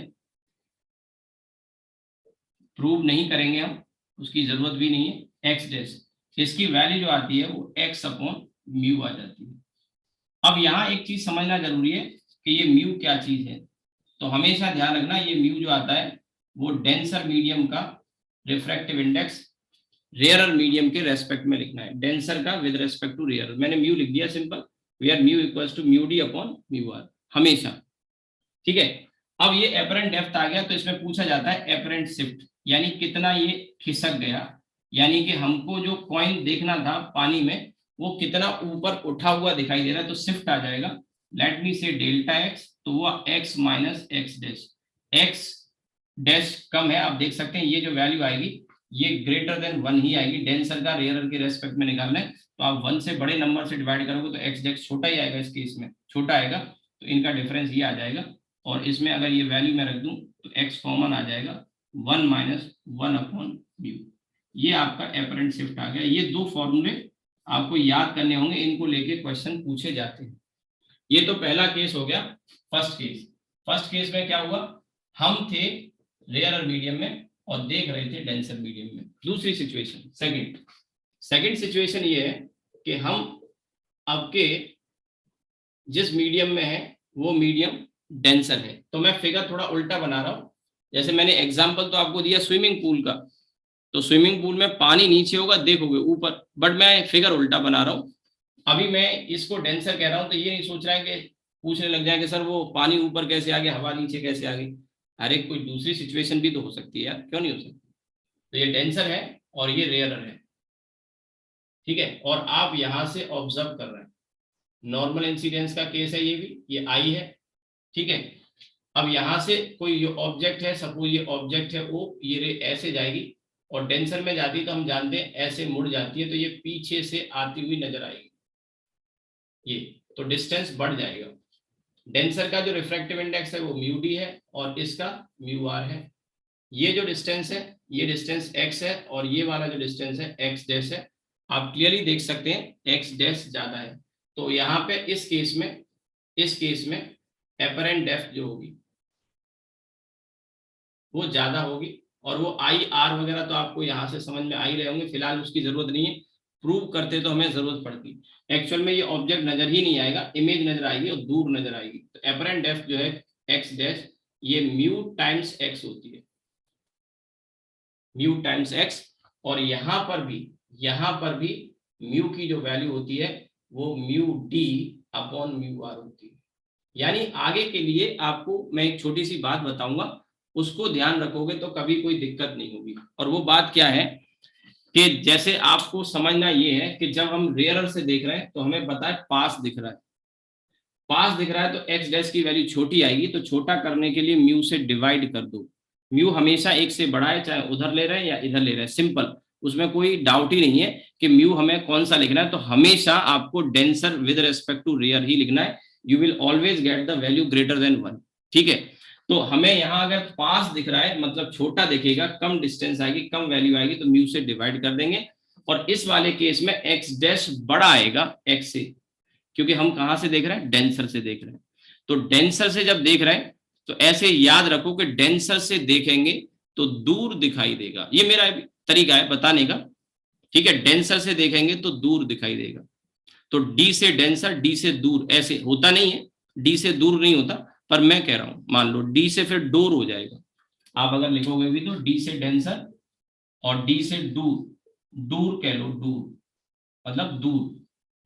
अब वो डोर मत पढ़ना, अब हमें तो समझाना है, आपको समझना है, तो अपना मतलब निकलना चाहिए। तो डी से डेंसर, डी से दूर, ये डोर नहीं है, ऐसे मत याद रखो। तो आप इनमें रेयर और डेंसर में कोई कंफ्यूजन नहीं होगा। डी से डेंसर, डी से दूर, दूर दिखाई देगा तो बड़ा करना है, बड़ा करने के लिए मल्टीप्लाई करेंगे, तो म्यू टाइम्स कर दिया। अब डी से डेंसर, डी से दूर, दूर करना है तो मल्टीप्लाई करेंगे और पास करना है तो डिवाइड करेंगे, सिंपल सी बात है, खेल खत्म। और जहां पे भी म्यू यूज करेंगे हमेशा denser with respect to rare, क्योंकि देखिए यहाँ पे मैं बता दूं, यहाँ पे हमेशा रेयर में एयर या वैक्यूम ही आएगा, ऐसा भी जरूरी नहीं है, ध्यान रखना, ऐसा भी जरूरी नहीं है। तो ये ध्यान रखना है कि म्यू की वैल्यू हमेशा डेंसर की विद रिस्पेक्ट टू रेयर। तो सीधा सा खेल है एक छोटा सा, कि जब हमें छोटा करना है तो डिवाइड कर देंगे और बड़ा करना है तो मल्टीप्लाई कर देंगे, बात खत्म। और मल्टीप्लाई वहां करेंगे, डी से डेंसर, डी से दूर, दूर करना है तो ये आ जाएगा। और अब आ जाता है इसके बाद एपरेंट शिफ्ट। रटने का काम नहीं है, एपरेंट शिफ्ट डेल्टा एक्स। अब इसमें एक्स डैश क्योंकि बड़ा है एक्स से, एक्स डैश बड़ा है, तो अब इसमें आप देखिए एक्स की वैल्यू ये है तो एक्स को कॉमन ले लेंगे तो ये म्यू -1 आ जाएगा। मैं तो आपको ये सलाह ही नहीं दे रहा हूं कि आप ये वाले शिफ्ट वाले फॉर्मूले भी याद करो, आप एटलीस्ट ये तो याद रख सकते हो। और ये भी याद नहीं करना, जिस तरह से मैंने बता दिया है उस तरीके से आपके माइंड में अगर सेट हो जाते हैं तो तुरंत कितना 2 सेकंड भी नहीं लगेंगे लिखने में। करना क्या, म्यू से मल्टीप्लाई या म्यू से डिवाइड, और डिवाइड करना है, शिफ्ट देखना है तो बड़े में से छोटा माइनस कर दो। यहाँ पे बड़ा एक्स था, ये छोटा था तो हमने ऐसे लिखा, यहाँ पे उल्टा है, ठीक है। तो डेल्टा एक्स की वैल्यू आ गई यहाँ पे एक्स म्यू माइनस 1, ठीक है। तो इस तरह से आप इसको कर सकते हैं,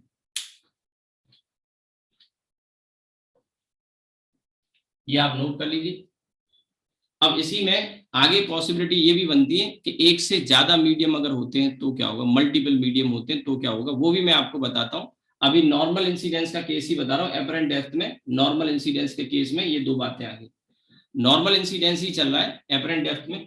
ओब्लिक इंसिडेंस में बहुत कम क्वेश्चन मिलेंगे, लेकिन अगर कम होते हैं, जो भी है कम आएंगे, तो ऐसे क्वेश्चन में कभी भी ये वाले फॉर्मूले आप यूज मत कर लेना। इन फॉर्मूले को यूज किया तो आपका क्वेश्चन 100% गलत हो गया, क्योंकि ये जो फॉर्मूले प्रॉपर ड्राइव किए जाते हैं उसमें ये जो वैल्यू मैं लिख रहा हूँ x dash x upon mu, ये तभी आती है जब हम साइन आई को टेन आई या टेन आई को साइन आई या आई को साइन आई को आई लिख पाते हैं, तब ये सब डेरिवेशन आते हैं। स्नेल्स लॉ में ही चेंज करते हैं, साइन आई को आई लिख के और साइन आर को आर लिख के, तब ये सब डेरिवेशन हो पाते हैं, ठीक है। तो ये फॉर्मूले पहले ही ऊपर हेडिंग दे दिया नॉर्मल इंसिडेंस के लिए। ओब्लिक इंसिडेंस के लिए केस अलग बनता है, वो मैं आपको बता दूंगा। शीट का दूसरा सवाल ओब्लिक इंसिडेंस में ही दिया है, क्योंकि ये क्वेश्चन बहुत एवरेज लेवल के हर किताब में पैकेज में आपको इस टाइप के क्वेश्चन मिलते होंगे, ठीक है। तो ये मैं इरेज कर रहा हूं।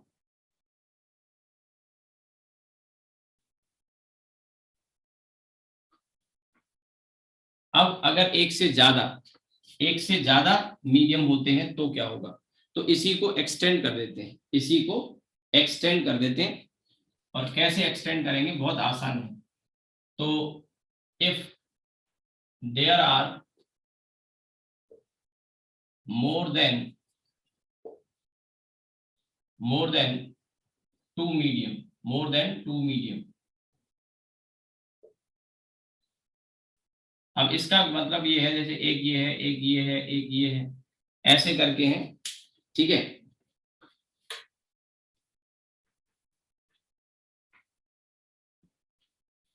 और एक चलो ये मान लेते हैं, और आप यहां से देख रहे हैं, ठीक है, आप यहां से देख रहे हैं। अब देखिए इसमें कोई ऑब्जेक्ट, सपोज करो कोई ऑब्जेक्ट यहां रखा हुआ है, मान लेता हूं ये ऑब्जेक्ट ओ है, और इसका रिफ्रैक्टिव इंडेक्स μ1, इसका μ2, इसका μ3, इसका μ4 और इसका μ5 वाले मीडियम में रखा है। इसकी जो मोटाई है ये T2 है, इसकी जो मोटाई है ये T मान लो या D मान लो, चलो D कह लेते हैं, D2, और ये D3 और ये D4, ठीक है। इसमें ये जो I और इसके बीच का जो डिस्टेंस है, ये डिस्टेंस मान लो, सपोज कर लेते हैं ये डिस्टेंस x है और ये जो डिस्टेंस है, ठीक है। अब जैसे मैं यहाँ पे ये बता रहा हूँ, ये मीडियम यहाँ तक है, समझ लो ये मीडियम यहाँ तक है, और इसकी जो थिकनेस है मीडियम की ये D5 है, लेकिन ऑब्जेक्ट हमारा यहाँ रखा हुआ, और यहाँ अगर रखा हुआ तो ये जो डिस्टेंस है ये मैं y कह रहा हूँ, ठीक है। ये डिस्टेंस मैं y कह रहा हूँ, ये मैंने i को इतना ऊपर रखा है, हो सकता है i को बिल्कुल सटा के रखेंगे तो उस केस में x की वैल्यू क्या हो जाएगी, 0 हो जाएगी, ठीक है। तो ये x दिया है, ये D2, D3, D4 और D5 है, पूरे इस मीडियम की थिकनेस D5 है, लेकिन ये मीडियम यहाँ ऑब्जेक्ट O यहाँ रखा हुआ है, और ऑब्जेक्ट O है तो ये y की वैल्यू आपको ये दे रखा है, इस बाउंड्री से ये नीचे है, ठीक है, बाउंड्री से नीचे। नाउ सबसे पहले तो रियल डेप्थ की बात आती है कि रियल डेप्थ कितनी होगी।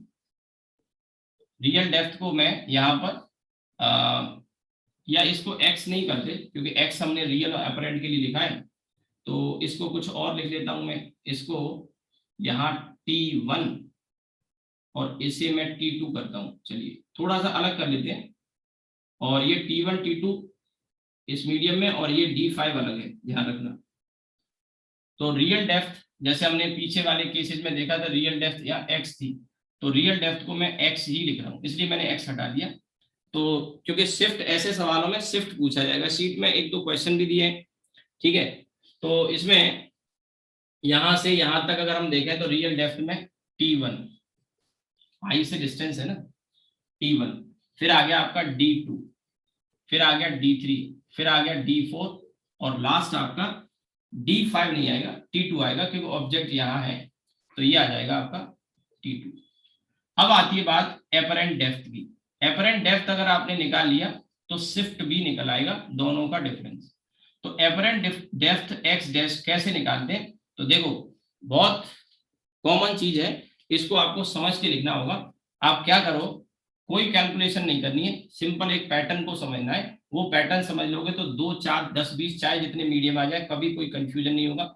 और रेयर डेंसर की परवाह नहीं करनी, जिस तरीके से मैं बता रहा हूं आपको एक पैटर्न में क्वेश्चन को लिखना आना चाहिए, ये ट्रिक है।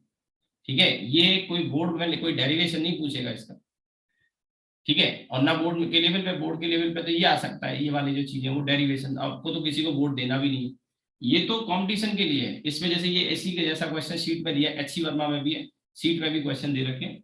तो अब यहाँ से यहाँ तक हम जब जाएंगे तो पहला ये मीडियम है, तो इस मीडियम के लिए हम लिखते हैं यहाँ पे T1 अपॉन μ1, ये T1 और ये μ1। नेक्स्ट वाले के लिए लिखेंगे ये D2 अपॉन μ2।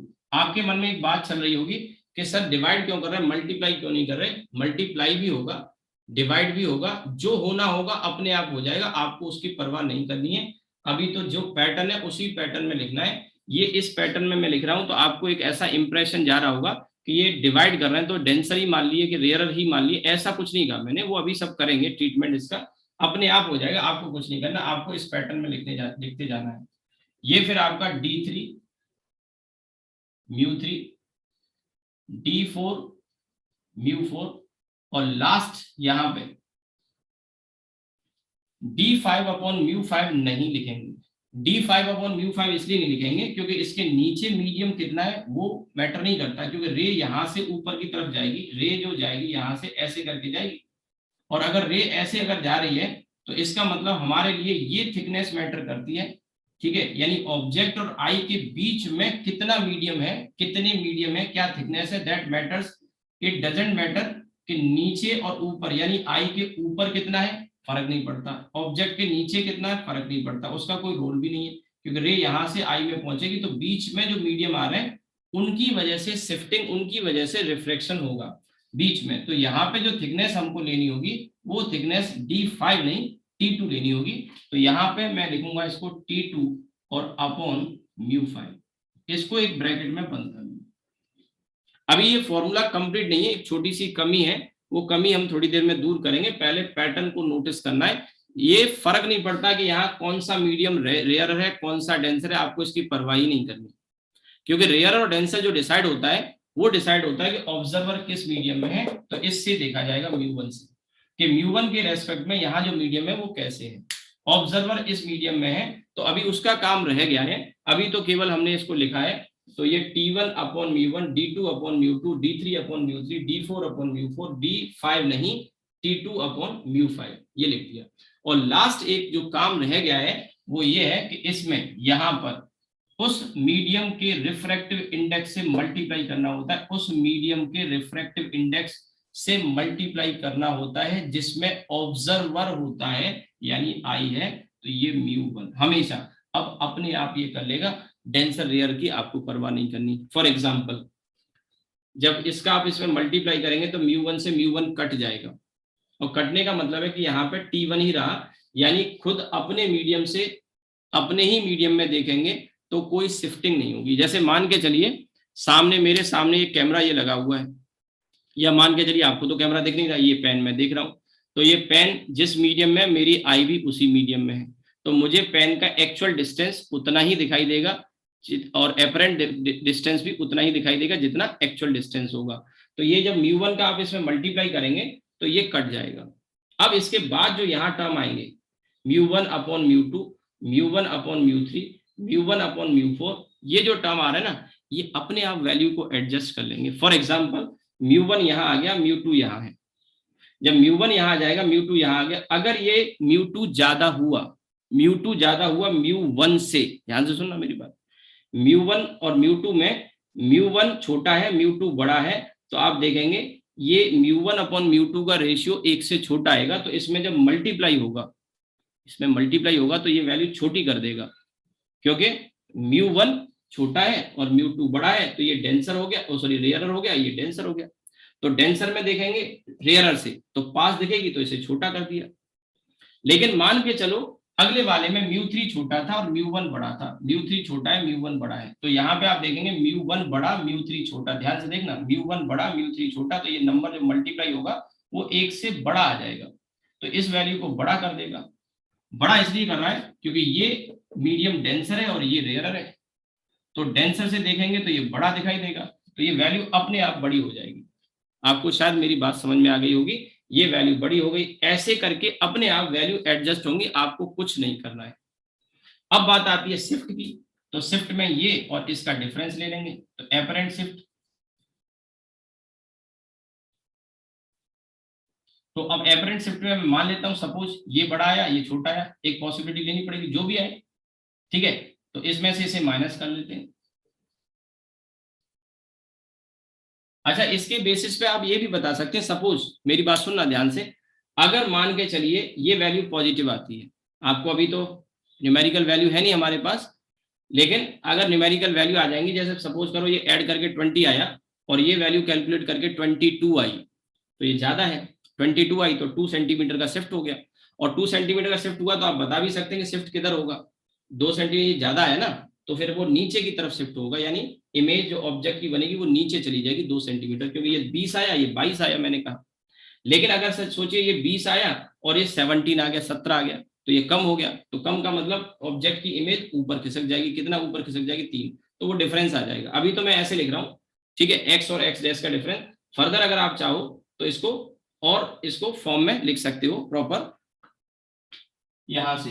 तो ये मैं आपको जो बताया है इसको समझना है, रटना नहीं है। अब अगर आप इसको लिखना चाहें, मैं तो रिकमेंड नहीं करूंगा, बस ये और ये वैल्यू आप निकाल के, फिर भी अगर आपको लिखना हो तो देखो इसको मल्टीप्लाई जब करोगे तो ये तो कट जाएगा, T1 आएगा और ये T1 कट जाएगा। अब जो बचेगा यहाँ पे डेल्टा एक्स वाला जो टर्म आएगा, यहाँ लिख रहा हूं मैं, ठीक है, तो ये तो कट गया। सेकंड वाले में आप देखोगे D2 कॉमन आ जाएगा, ठीक है, D2 कॉमन आ जाएगा, और D2 कॉमन आने के बाद में यहाँ 1 माइनस μ1 अपॉन μ2, ऐसे ही D3 कॉमन आ जाएगा 1। मैं ये नहीं रिकमेंड करूंगा कि ये फॉर्मूला आप याद करो, आपको ये फॉर्मूला याद रखना है, ये तो खैर याद करने का कुछ है नहीं, रियल डेल्टा सीधे ऐड कर दिया, इनका डिफरेंस निकाल लेना है। फिर भी अगर लिखना है तो इस तरह से आप μ1 upon μ3 plus D4 1 minus μ1 upon μ4, और लास्ट में यहाँ पे लास्ट वाला ये, तो T2 कॉमन आ जाएगा और 1 माइनस μ1 अपॉन μ5, ऐसे एक फॉर्मूला टाइप का बन जाएगा अगर मल्टीपल मीडियम होते हैं तो, ठीक है। तो इसमें क्वेश्चन आप कर सकते हैं, एचसी वर्मा का एक क्वेश्चन मैंने आपको डीपीपी में दे भी रखा है, उसमें आप इसको निकाल सकते हैं, यूज कर सकते हैं, मैं आपको बताता हूं, पहले आप इसको नोट कर लो, टाइम भी हो गया है तो हम रुकेंगे यहाँ पे, पहले आप इसको नोट कर लो, और डीपीपी के मैं क्वेश्चन आपको दिखा देता हूं जो क्वेश्चन आप कर सकते हैं, नोट कर लो या स्क्रीनशॉट ले लो आप इसका।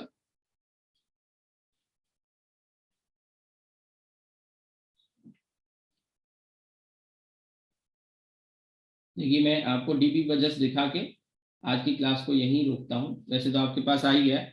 क्वेश्चन 2 तो ओब्लिक इंसिडेंस का केस है, कैसे पता लग रहा है, वो एंगल आपको दिख रहा होगा फिगर में 30 डिग्री, तो ये कोई छोटा एंगल नहीं है, एंगल आई जो है वो 30 डिग्री दिया है ओब्लिक इंसिडेंस का। वैसे आप चाहो तो खुद भी ट्राई कर सकते हो, सिंपल मैथमेटिक्स ट्रिग्नोमेट्री ज्योमेट्री का यूज करोगे, ये कोई फॉर्मूले जो हमने पढ़े वो यूज नहीं होंगे इसमें, ठीक है, अगर आप वो यूज करोगे तो नहीं आ पाएगा आंसर, ठीक है, तो कर सकते हो आप इसको। क्वेश्चन 3 वाला अलग केस है, इसमें अगर ऑब्जेक्ट चल रहा हो, अभी तो हम क्या कर रहे हैं देख रहे हैं, जैसे ये ऑब्जेक्ट है ये चल नहीं रहा, अगर ये चलना शुरू कर दे तो इसकी एपरेंट स्पीड क्या आएगी, तो इसी से निकल आता है नॉर्मल इंसिडेंस के केस में। इसका अगला क्वेश्चन 14 वाला आईआईटी में आया है, 4th वाला आईआईटी में आया है, इसी तरह से वहां बॉल मूव कर रही है, फिश क्या कितने पे चलती हुई दिखेगी। ये क्वेश्चन नंबर 3 आप जो देख रहे हैं, क्वेश्चन नंबर 3 एचसी वर्मा का ये, तो ये हम अगली क्लास में कर सकते हैं, या आप इसको ट्राई कर लेना, इसी तरह का है, मल्टीपल मीडियम हो गए, ये वाला फॉर्मूला यूज करो आंसर आ जाएगा, ठीक है। अगला क्वेश्चन इजी है, आप एक बार ट्राई कर सकते हैं, और ये 7th 8th हम डिस्कस करेंगे कल की क्लास में। इसमें ये आईआईटी क्वेश्चन 9th वाला, आईआईटी क्वेश्चन 10th वाला एचसी वर्मा का है। ये 11th वाला क्वेश्चन बहुत अच्छा है, एचसी वर्मा का ही क्वेश्चन है कंसेप्ट ऑफ फिजिक्स में, बहुत ही बढ़िया क्वेश्चन है, लेंदी बिल्कुल भी नहीं है। मैं यहाँ पे आपको समझाऊंगा और उसी में आंसर आ जाता है तुरंत, लेकिन ट्रिकी क्वेश्चन है क्योंकि हर बच्चे को ये चीजें समझ में नहीं आती। कैलकुलेशन ना के बराबर है, दोनों पार्ट हैं, 2 पार्ट हैं, दोनों क्वेश्चन बहुत अच्छे हैं। 11th वाला जो क्वेश्चन आप देख रहे हैं सामने, ठीक है। बाकी इसमें ये भी क्वेश्चन है कुछ डिफरेंट डिफरेंट, और ये हम अगली क्लास में डिस्कस करेंगे, ठीक है। चलिए आज हम यहीं रुकेंगे।